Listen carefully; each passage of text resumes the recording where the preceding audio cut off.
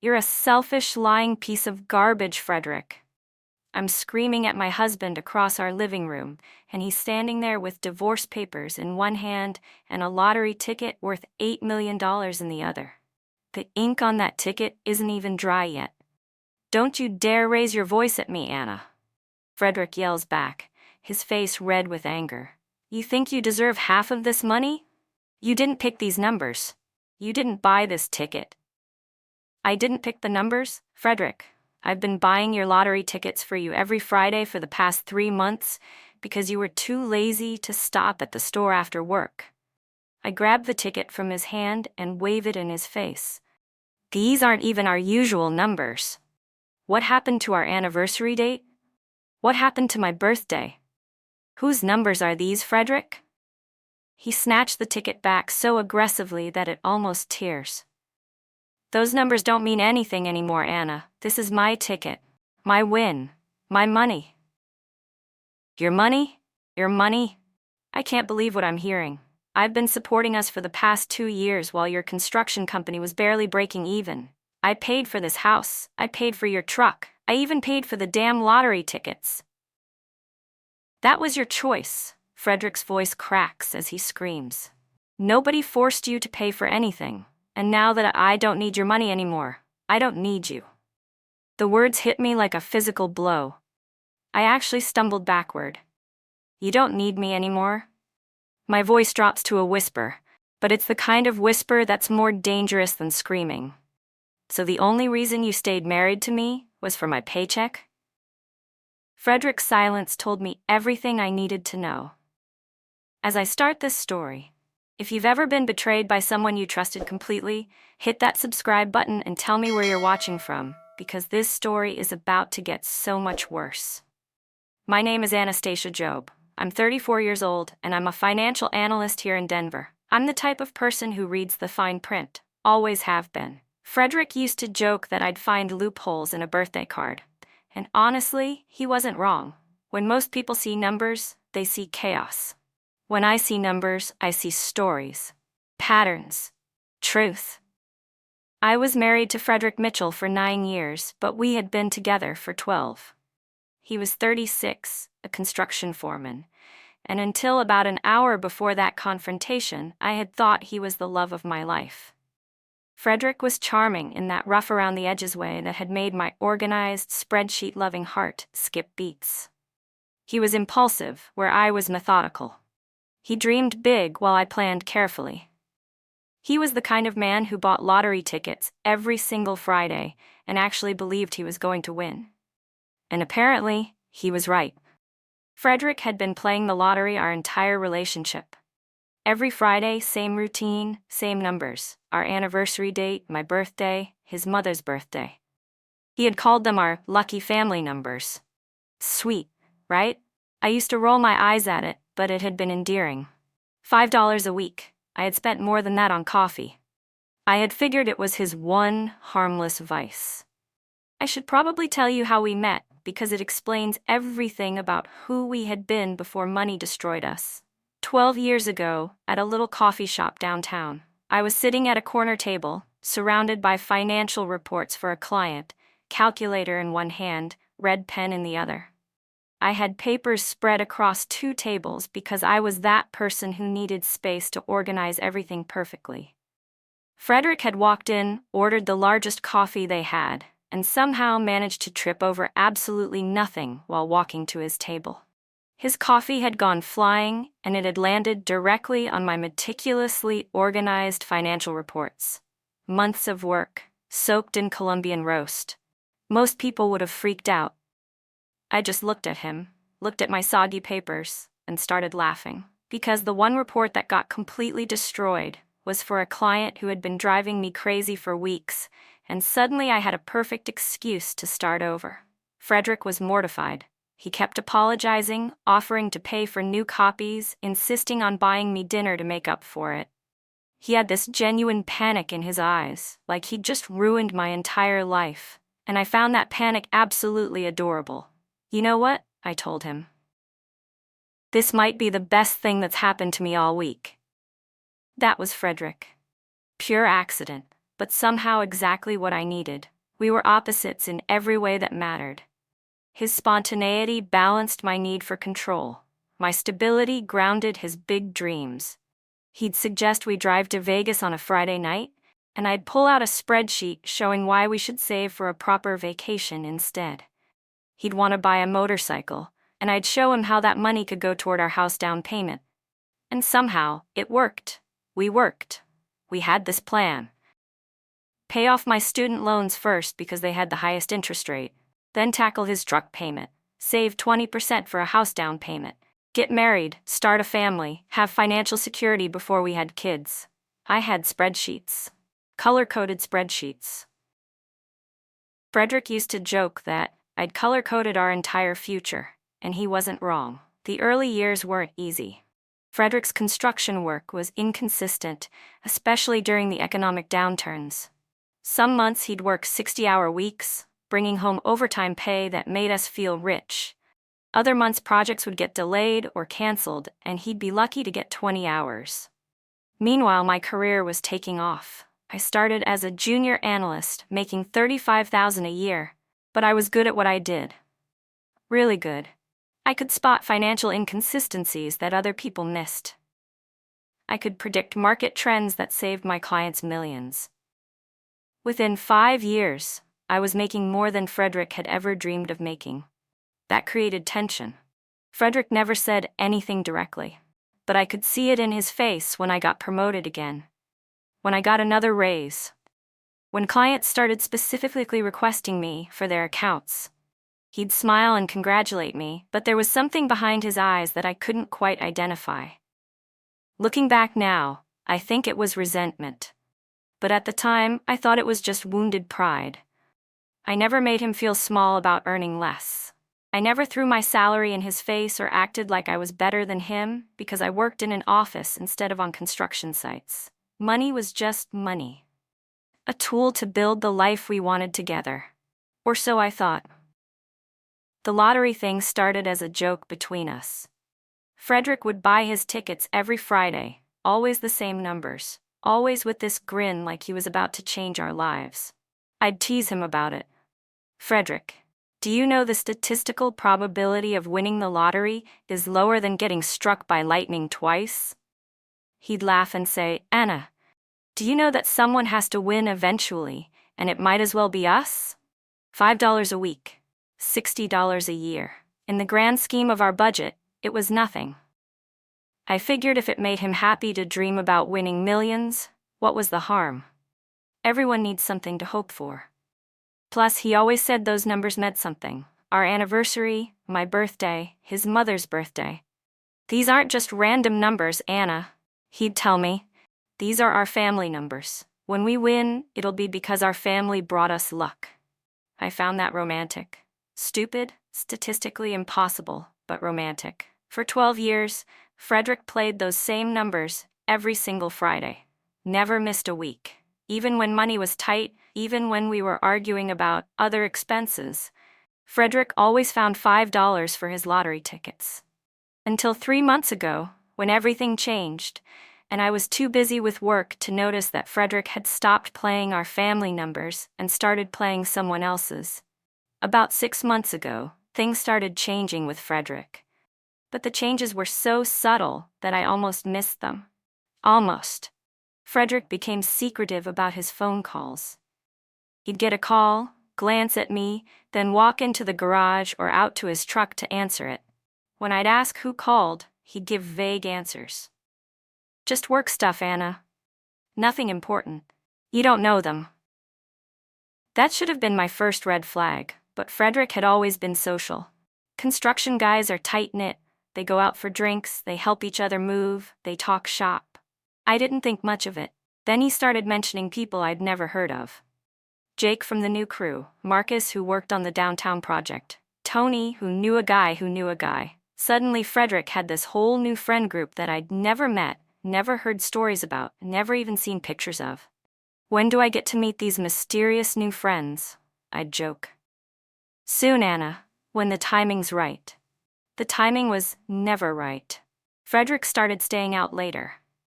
Way later. He'd text me at 7 p.m., saying he was grabbing drinks with the guys after work, then stumble home at 1 a.m. smelling like beer and cigarettes. This from a man who used to be home by 6 p.m. every night because he wanted to have dinner with me. Work drinks ran late, he'd explain. You know how it is. Except I didn't know how it is, because Frederick had never been a work drinks guy in the 9 years I'd known him. Then came the password changes. Frederick changed the passcode on his phone, changed the password on his laptop, even changed the password on our Netflix account. When I asked him about it, he said he'd been hacked and needed to update everything for security. But here's the thing about being married to a financial analyst. I notice patterns. It's literally what I do for a living, and the pattern I was seeing didn't add up. Frederick started talking about what-if scenarios constantly. What if we had money, Anna? Real money. What if we could start over somewhere new? What if we didn't have to worry about mortgages and car payments and all this boring stuff? We have money, Frederick. We're doing fine. But what if we had enough money to not worry about anything ever again? These conversations became a nightly thing. Frederick would come home from work, pour himself a beer, and start fantasizing out loud about what our life would look like if we were rich. I'm an analyst. Patterns are my job, and the pattern was changing, so I started paying closer attention, not in a crazy, jealous wife way, in a methodical, professional way.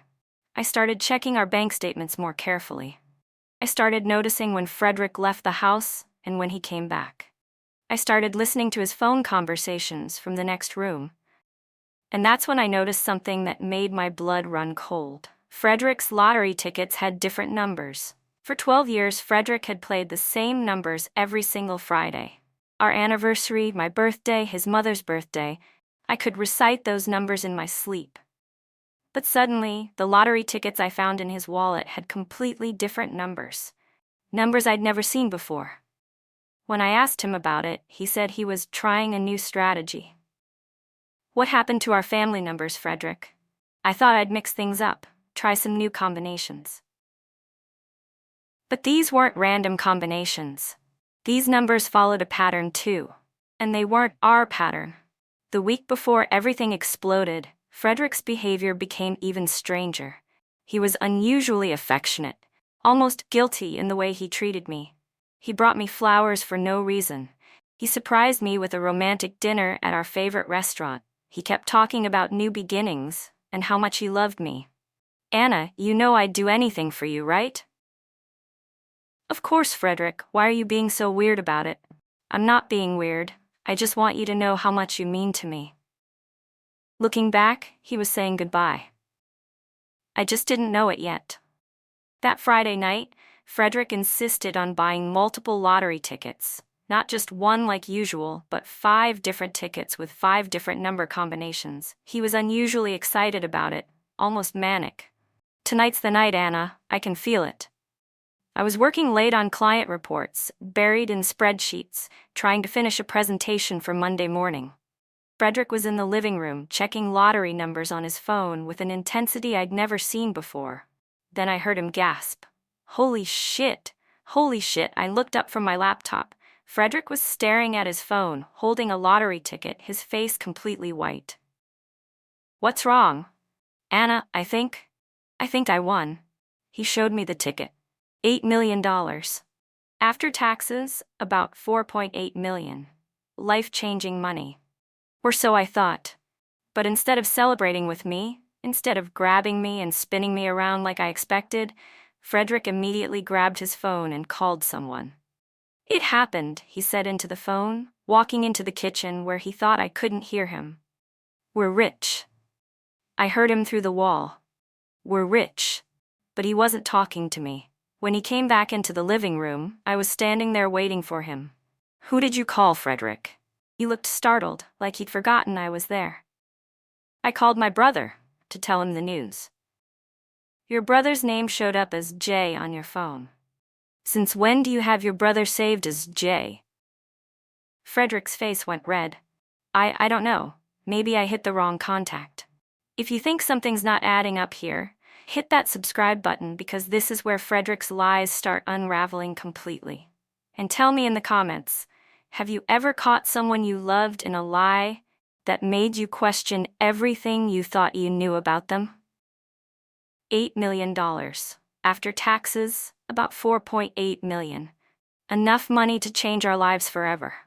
Enough money to pay off every debt, buy our dream house, start the family we'd been planning. Instead, Frederick insisted on going out to celebrate. Without me. I need to go tell the guys, Anna. They're not gonna believe this. Can't you tell them tomorrow? Shouldn't we celebrate together first? There will be plenty of time to celebrate. I just need to share this with the crew. You understand, right? Frederick left me alone in our house with promises to plan our future when he got back. He said he'd be home by midnight. He rolled in at 3 a.m., drunk and distant, smelling like perfume that wasn't mine. I should have known. Frederick never left me out of anything important. Until now. But what Frederick didn't realize is that while he was out celebrating with whoever Jay was, I was doing what I do best. I was analyzing, I was documenting, I was connecting dots. And the picture those dots painted was about to destroy everything Frederick thought he knew about winning the lottery. I analyzed our marriage like a hostile takeover, because that's exactly what it was. I started with our bank statements, every transaction for the past year, every deposit, every withdrawal, every automatic payment. I created spreadsheets that would make my colleagues weep with joy. I cross-referenced dates, amounts, and sources. I built a financial timeline of our marriage that told a story Frederick never wanted me to read. What I discovered made me physically sick. Frederick had been using my credit to secure loans I never knew existed. Personal loans, credit cards, even a second mortgage on our house. He'd been forging my signature on financial documents for months, maybe years. Every promotion I got, every raise, every bonus. Frederick wasn't celebrating my success. He was calculating how much more credit he could get in my name. I found loan applications where Frederick had listed my salary as our household income. Applications where he'd signed my name so confidently that even I had to look twice to realize it wasn't my handwriting. He'd used my employment history, my credit score, my financial stability to build himself an escape fund. The man had turned me into collateral for his own freedom. But the smoking gun wasn't the forged signatures or the secret loans. It was those lottery numbers. I pulled up Frederick's lottery purchase history online. You can track that stuff if you know where to look. And I know where to look. For 12 years, Frederick had played the same numbers every Friday. Our anniversary date, my birthday and his mother's birthday. Then, 3 months ago, everything changed. Frederick started playing completely different numbers. It took me about 10 minutes to figure out what those dates meant. February 14th, 2024, Valentine's Day. June 18, 2024, exactly 6 months later. September 3rd, 2024, 3 months after that. Frederick hadn't just replaced our family numbers with random combinations. He'd replaced them with someone else's family numbers. Someone named Jessica, based on the text messages I found when I finally cracked his phone password. Our anniversary date had been replaced with the day he met her. I sat in my living room at 4 a.m., surrounded by financial documents that proved my husband had been systematically stealing from me while planning to leave me for another woman. And I made a decision that would change everything. I called Amanda Rodriguez. Amanda was the best divorce attorney in Denver. She's the lawyer other lawyers call when their own marriages fall apart. She's expensive, ruthless, and exactly what I needed. Amanda, this is Anastasia Job. I need to see you first thing Monday morning. Divorce case? Fraud case. The divorce is just a side effect. When I walked into Amanda's office Monday morning with 3 binders full of evidence, she looked at my documentation and smiled. Not a friendly smile, a predatory smile. Anastasia, you're not getting divorced, you're getting justice. Amanda brought in a forensic accountant named David Chen. David specializes in finding hidden assets and financial abuse in divorce cases. Within 48 hours, David had discovered financial crimes that Frederick probably didn't even remember committing. The lottery ticket that Frederick thought was his golden ticket. It was purchased with money from a joint account that Frederick had been illegally draining for months. Money that I had earned. Money that legally belonged to both of us. The ticket was bought with money he'd stolen from me, I told Amanda. Legally, I own half of everything he'd stolen. But Amanda was thinking bigger than that. Frederick's rush to divorce becomes his downfall, she explained. He filed these papers the day after winning the lottery. He hadn't considered the timing. Colorado has community property laws, Anastasia. Everything acquired during a marriage belongs to both spouses equally, including lottery winnings. Frederick was so eager to leave me, he forgot to cover his tracks.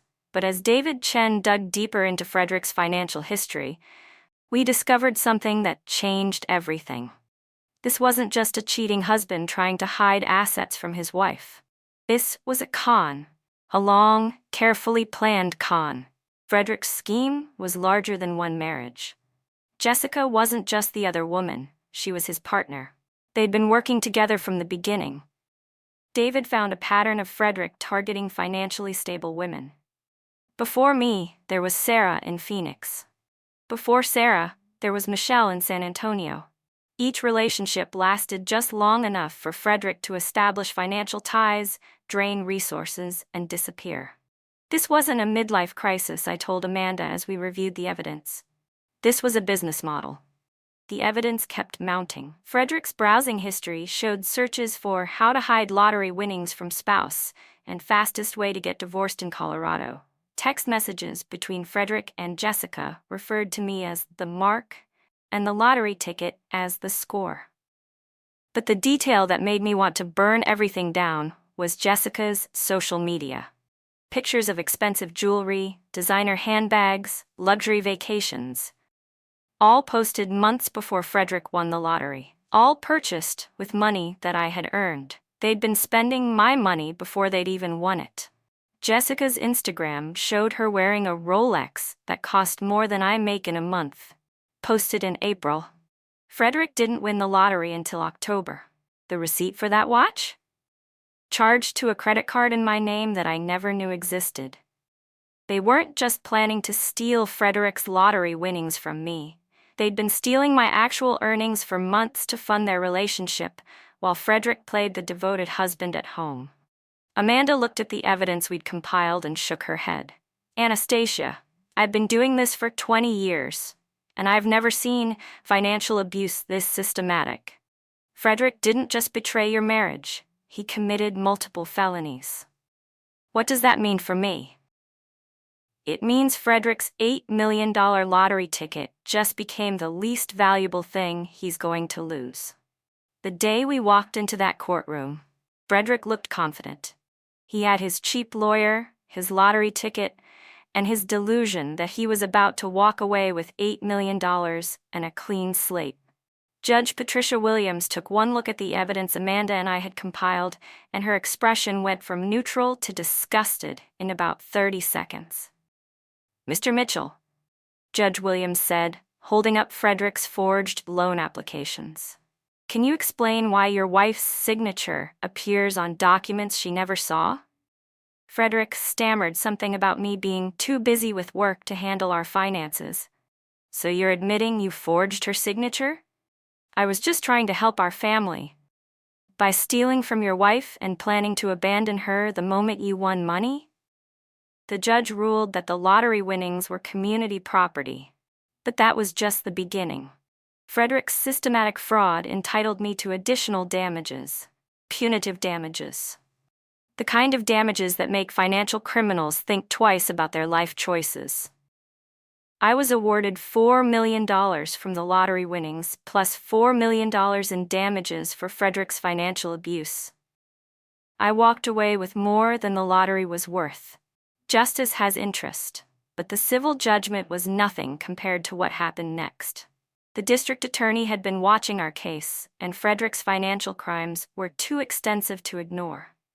Frederick was charged with fraud, forgery, theft, and identity theft. multiple felonies. Jessica was charged as an accessory after the fact for helping him hide assets and launder money through her accounts. Frederick's lawyer tried to negotiate, but when you've committed fraud across multiple states over several years, your bargaining position isn't great. Frederick took a plea deal. 3 years probation, full restitution to me, and a felony record that would follow him for the rest of his life. The money was nice. Watching Frederick explain to his mother why he was a felon was priceless. Jessica? She turned on Frederick the moment criminal charges were filed. Suddenly, her Instagram posts about their amazing love story disappeared. Suddenly, she couldn't remember planning anything with Frederick. Suddenly, she was just an innocent victim who had no idea her boyfriend was a criminal. She threw Frederick under the bus so fast that even I felt sorry for him. Almost. With $8 million, I completely transformed my life. First, I paid off every single debt that Frederick had hidden from me. Loans I never knew existed, credit cards opened in my name, that secret second mortgage, all gone. Then I bought a house, a beautiful 4-bedroom house in Cherry Hills Village, in my name only. No joint ownership, no shared mortgage, no man who could steal it from me the moment something better came along. But the most important thing I did with that money was start a consulting firm, helping other women who'd been financially abused during divorce. I took my pain and turned it into purpose. Job Financial Recovery specializes in forensic accounting for divorce cases. I help women uncover hidden assets, document financial abuse, and fight for what's legally theirs. In the past 2 years, I've helped recover over $12 million for women whose husbands thought they could steal their way to freedom. Frederick's downfall was swift and complete. Jessica left him the moment criminal charges were filed. His construction company fired him when his felony conviction made him uninsurable on job sites. He lost his truck, his apartment, everything he'd thought his lottery ticket would protect. The last I heard, Frederick is living with his mother, working part-time at a hardware store, and paying me monthly restitution that will continue for the next 15 years. He gambled everything on one lottery ticket and lost everything that actually mattered. The irony isn't lost on me. Frederick's weekly lottery ritual for 12 years was funded by my money. His lucky numbers turned out to be the unluckiest numbers he ever played. The very thing he thought would free him from our marriage enslaved him to paying me for the rest of his working life. He won the lottery and lost his life. I lost my marriage and found my strength. If this story has inspired you to trust your instincts and fight for what's yours, hit that subscribe button and share this story with others, because there are too many women who need to hear stories like this. And tell me in the comments, have you ever had a moment where you realized you were stronger than you thought? But here's the twist that makes this whole story even more perfect. Remember that Friday night when Frederick won his $8 million? I was working late on client reports, remember? What I didn't mention was that I had also bought a lottery ticket that day. Just one ticket, bought with my own money, playing my own numbers, and won. If you enjoyed this story, like, subscribe, and share with others so they can learn too. See you in our next video.